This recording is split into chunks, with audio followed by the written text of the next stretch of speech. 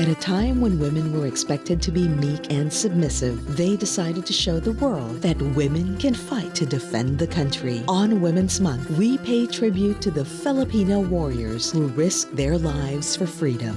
After the death of her husband Diego in 1763, Gabriela Silang assumed his role as commander of the rebel forces that fought to liberate Ilocos from the Spaniards. In her final battle, Gabriela led over 2,000 men against an army of over 6,000 heavily armed Spanish soldiers. And although she was caught and publicly hanged, she is revered for her courage and determination. She provided food and care to the wounded soldiers of the Katipunan. This earned Tandang Sora the title Mother of the Revolution in 1896. Arrested and subjected to grueling interrogations by the Spanish authorities, she displayed bravery by refusing to disclose the location of the Katipunan hideout. She was exiled to Guam and returned to the Philippines in 1903. She died in her daughter's home at the age of 107. Marcella Marcelo was born in Malibay, Pasay to a wealthy family. When the Spaniards killed her Katipunero husband in 1896, she moved to Cavite, where she joined the forces of General Emilio Aguinaldo. Silang